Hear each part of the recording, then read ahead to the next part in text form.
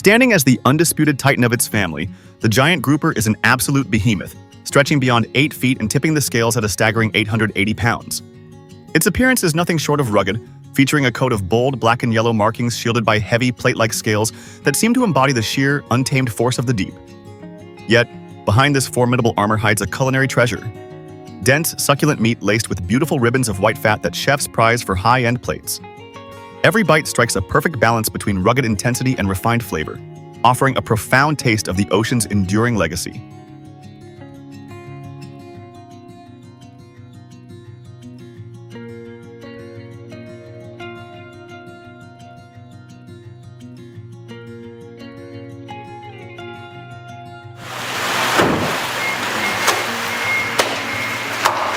To lock in peak quality, the process kicks off instantly with ikejime and chai nuki. These time-honored Japanese practices are essential for elevating the fish's flavor profile. The specialist swiftly neutralizes the central nervous system with a dedicated tool before making a surgical cut into the primary artery near the spine. By flushing the blood entirely, they eliminate any metallic, fishy scents and halt the rise of lactic acid. This ensures the meat stays firm, vibrant, and packed with umami, a critical step when you're handling a 180-pound trophy fish valued at approximately $2,680.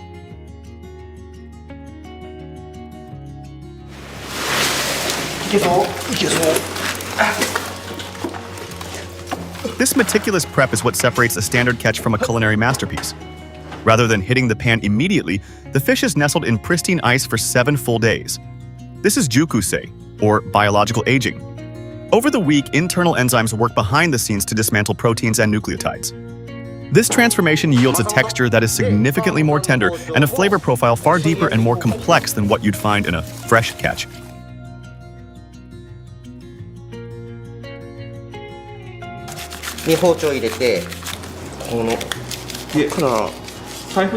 Interestingly, the internal organs are left undisturbed during this resting phase to protect the integrity of the meat. The real manual labor begins with the scales. The giant grouper is encased in a literal suit of armor. Its scales are notoriously rigid and fused to the skin.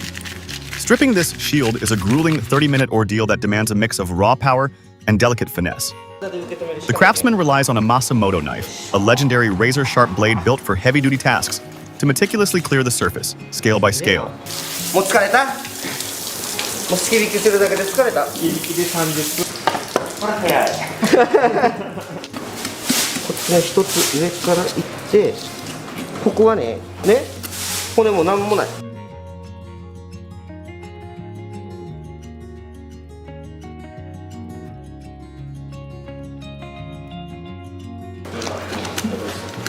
よっしゃー。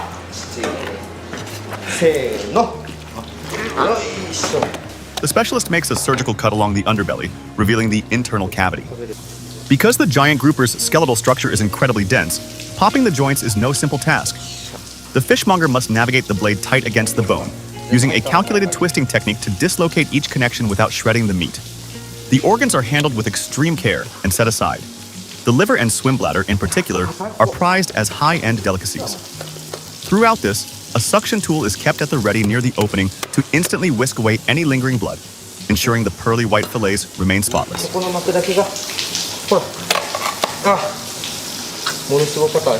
ほら1週間内臓抜かずに取っちゃったけど、とりあえず内臓も内臓で取っておきます。これ30分ぐらいで終わると思ってます。全工程が。 思ってたやろ。ごめん、俺も思ってた。この継ぎ目のところ2枚ぐらい持ってこれればいいっちゃけど。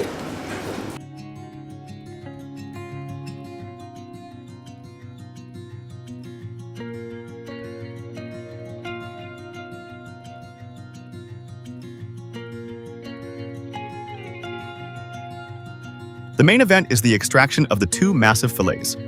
Starting from the belly side, the craftsman runs the blade flush against the spine.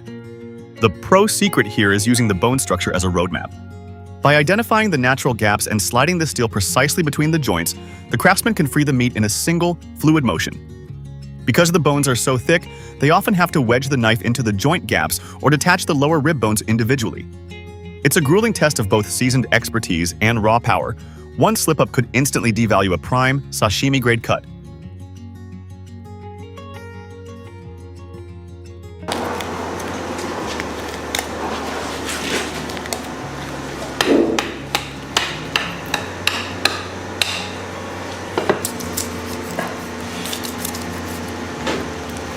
しまった。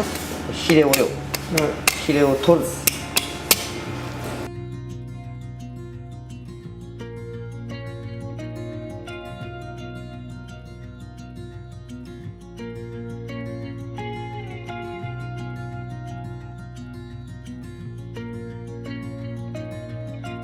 っていうぐらい教えながらこう動画撮りたかった。包丁切れんくなし、一つ一つがでかいし重たいしよ、見てる人たちに伝えてあげたかったけどよ。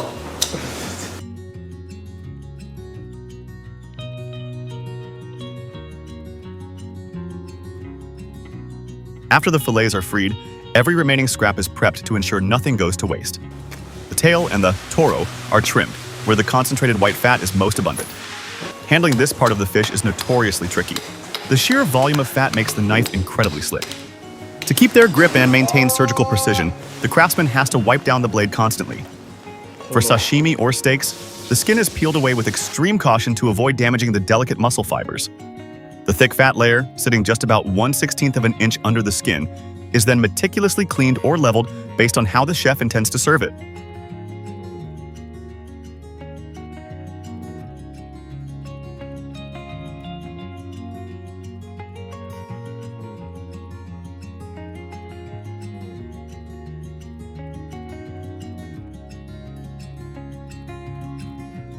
Nothing is left to waste. The liver, trimmings, head, and ribs are all carefully salvaged. Those rib bones and the succulent meat clinging to them are gold for the grill, slow-simmered stews, or deeply flavorful broths. When it comes to that massive head, however, standard knives are useless. The specialist breaks out an electric saw, a heavy-duty tool normally used for frozen hulls, to slice through the skull safely and efficiently. It's a stark reminder that working with a beast of this size is a completely different ballgame than prepping your average catch.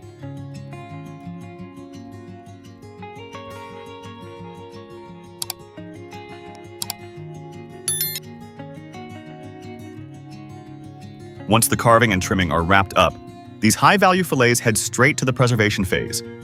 After a quick, gentle sanitation of the surface, every cut is immediately vacuum sealed. This isn't just for storage. It's a critical move to lock out oxygen and stop oxidation in its tracks, which would otherwise dull the color and ruin the texture. This airtight seal is the final secret to extending the shelf life and protecting the integrity of the meat, guaranteeing that all that hard work translates into a world-class dining experience for the customer.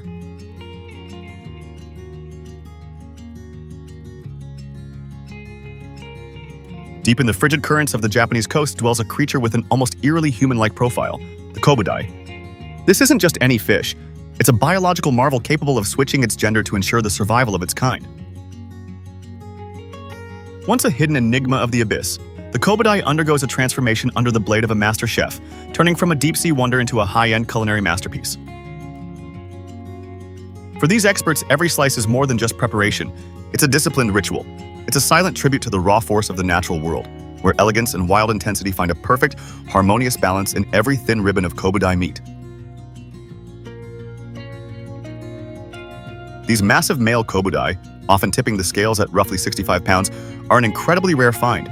They are exclusively harvested during the spring, which is the only window when the species truly reaches its prime. This dramatic biological shift in gender and scale has a profound impact on the meat's profile. It's the reason why these mature males are so highly coveted. Their flesh becomes significantly more robust and flavor-dense compared to the younger fish.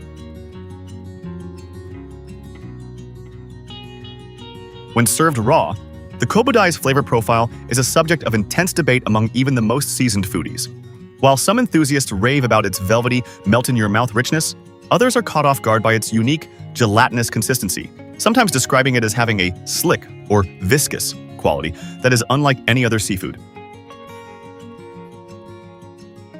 The preparation kicks off with one surgical decisive move. The head is detached from the frame immediately following the initial cleaning. To avoid bruising the premium meat, the chef doesn't just hack away. They carefully track the natural gaps in the skeletal structure, finding the exact joint before applying pressure. High priority is placed on the layer of white fat hidden beneath the skin of the head, specifically the forehead fat. It's a crown jewel of the fish that chefs prioritize for inspection. The chin is equally treasured.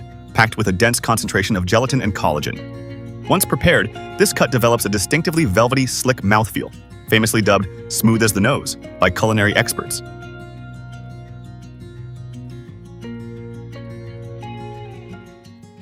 In Japan, the jaw meat is a top-tier obsession, chased for its signature Q texture, that quintessential springy resistance paired with a profound savory depth. Here's a fascinating quirk.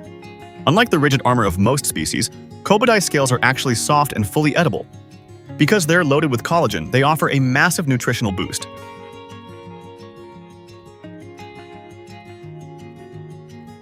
Given its biological complexity and sheer rarity, elite Japanese gourmets place the Kobudai on a pedestal, rating it a 5-star ingredient, an elite status that actually outranks the legendary 3-star bluefin tuna. It sits firmly as one of the most revered and extraordinary delicacies in the entire Japanese seafood landscape.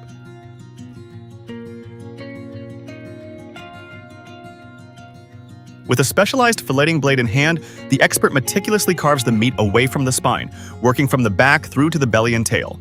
This is no walk in the park. The skeletal structure of the Kobudai is notoriously rigid, far outclassing most fish in terms of bone density.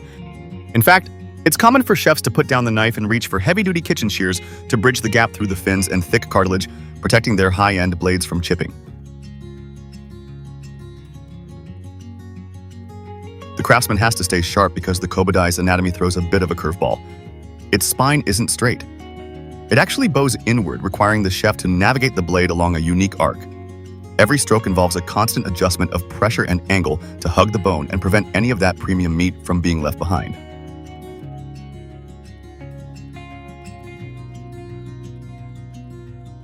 Once the fillets are freed, they receive a light misting of brine. This old-school technique serves a dual purpose. It acts as a gentle surface sanitizer while simultaneously tightening the muscle fibers. This snap in the texture is exactly what's needed before the fish moves on to the curing stage or final plating.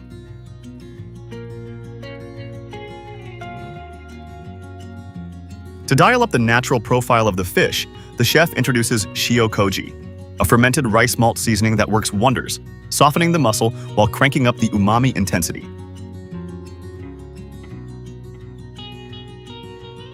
Once prepped, the catch is partitioned into 3 specific culinary zones: the head, typically earmarked for the grill or a slow simmer; the center section, reserved strictly for high-end sashimi; and the tail, which is better suited for cooked preparations. When crafting sashimi, the artisan utilizes the classic yubiki technique, a masterclass in balancing heat. The skin is flash blanched in hot water, then instantly shocked in an ice brine bath to stop the cooking process dead in its tracks, leaving the underlying flesh completely raw. For specific batches, they'll even use an ultra-concentrated brine, 3 times the standard salinity, for a quick post-blanch soak.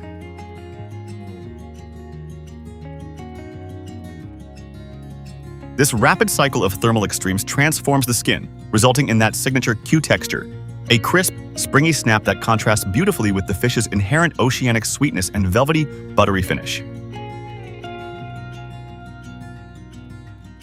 It's a flawless marriage of texture, temperature, and flavor, a definitive display of Japanese culinary mastery. The chef kicks things off by neatly parting the skin from the meat, readying 2 distinct styles for the plate: the skin-on version for the yubiki sear and the skinless cuts for traditional sashimi.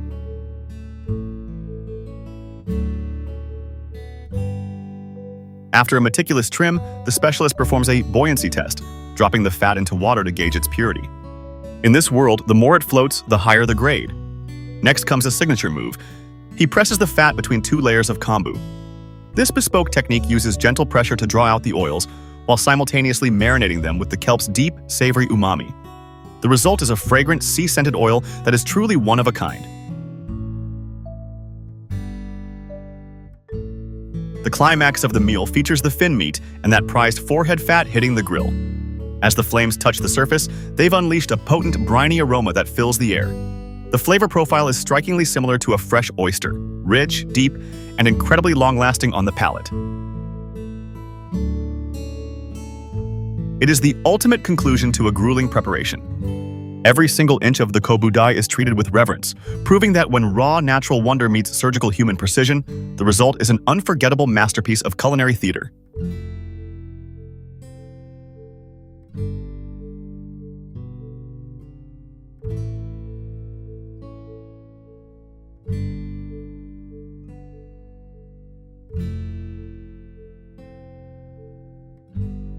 Hidden in the sunless depths of the abyss, a hunter of icy, mesmerizing elegance glides through the currents. The blue shark.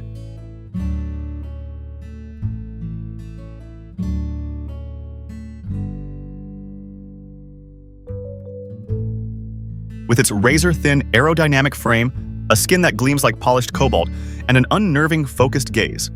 This creature is the perfect fusion of raw strength and deep-sea enigma.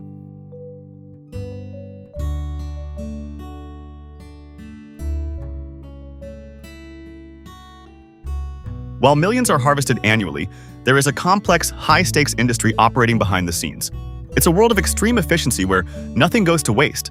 Every inch of the shark, from its dense meat to its signature fins, is processed with surgical accuracy.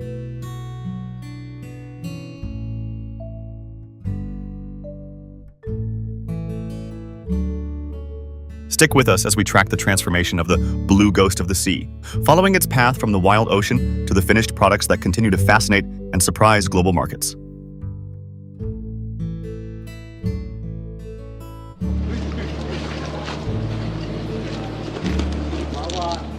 At the heart of one of Taiwan's busiest maritime centers, Chenggong Fishing Port, colossal blue sharks are winched from the vessels. Their massive size makes manual lifting impossible, requiring heavy-duty pulleys to move them onto the docks.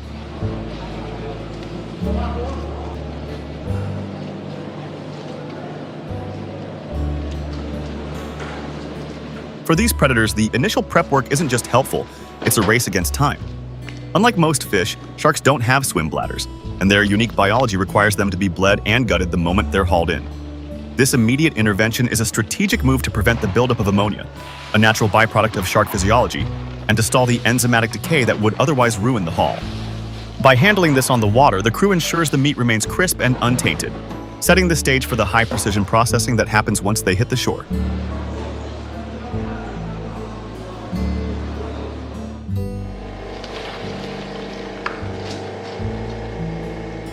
With the initial bleeding and gutting complete, the specialist moves to the intricate work of dismantling the shark.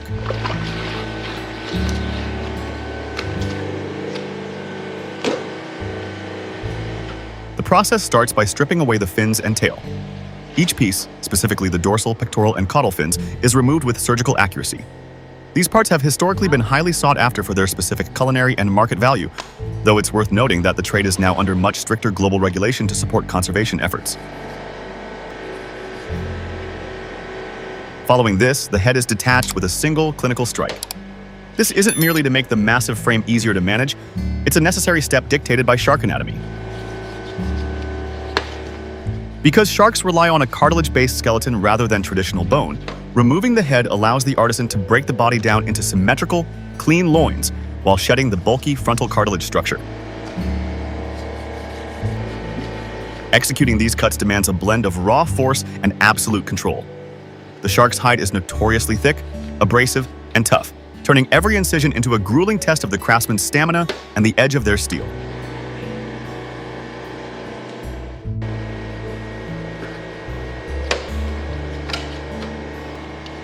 Once the head is out of the picture, the shark's frame is carved into 3 equal segments, or more, depending on the scale of the beast, using clean horizontal passes. This breakdown is essential for managing the massive slabs of muscle that the crew will work with next.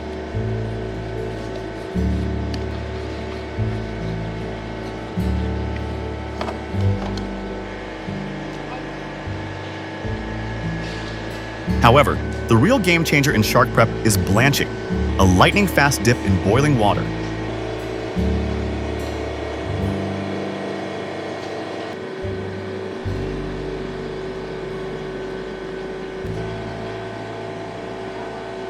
Here's the science behind it. Sharks have a unique biological quirk where they filter nitrogen through their skin as urea to balance their internal pressure with the ocean. The moment a shark expires, that urea begins a chemical transition into ammonia, which can create a sharp, off-putting scent.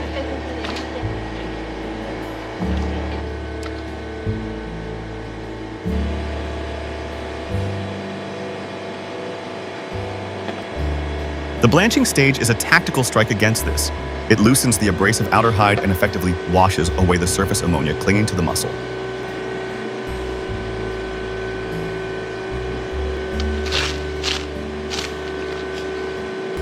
Right after the hot bath, the meat is doused in a cold water rinse. This flush sweeps away any leftover residue and instantly drops the temperature, ensuring the heat doesn't actually cook the interior.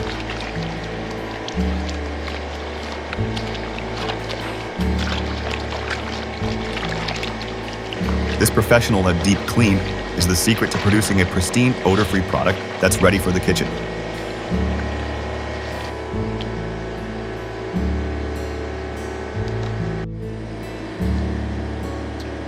Since sharks are built with cartilage rather than a traditional skeleton, the filleting strategy shifts entirely. The specialist must navigate the blade with extreme care to peel away the dense layers of muscle from the central cartilage fibers. The result is a series of uniform, manageable fillets, the perfect foundation for a high-heat stir-fry or a slow-simmered stew.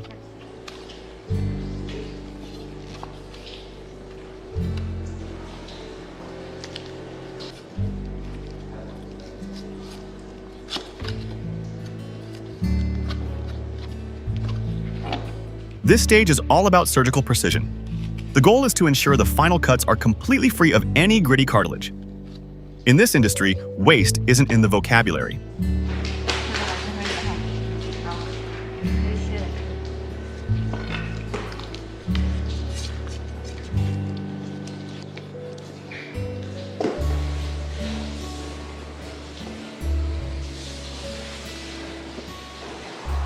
Even the head, which was set aside earlier, undergoes a thorough teardown. The fishmonger painstakingly strips every available ribbon of meat and collagen-rich skin from the massive cartilage frame.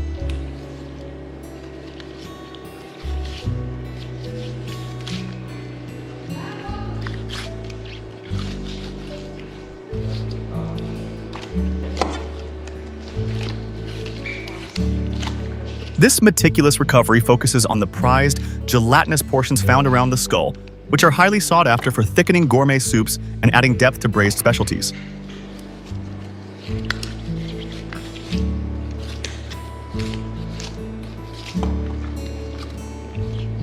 The entire operation is a masterclass in sustainability and reverence for the sea. It's a process where every single inch of the blue ghost is repurposed, ensuring that nothing from this magnificent predator is lost.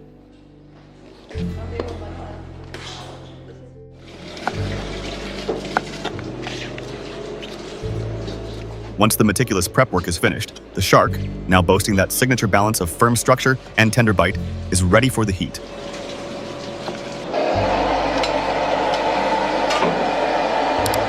In Taiwan, blue shark isn't just an ingredient, it's the centerpiece of iconic local cuisine, with stir-fried shark with celery and sesame oil shark reigning supreme.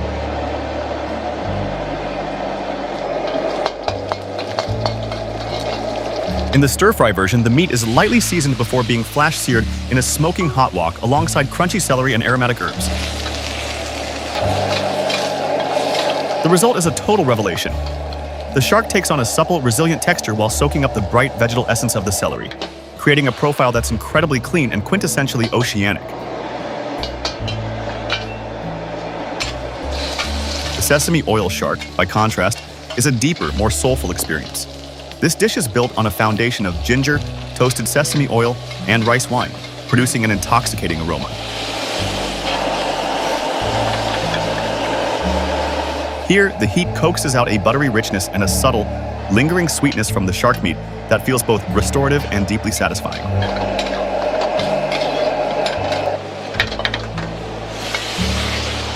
These dishes go beyond the plate. They are a tribute to Taiwanese culinary ingenuity. They represent the art of turning a creature that many find intimidating into a celebrated delicacy, a perfect harmony of bold flavor and a fascinating, hard-earned story.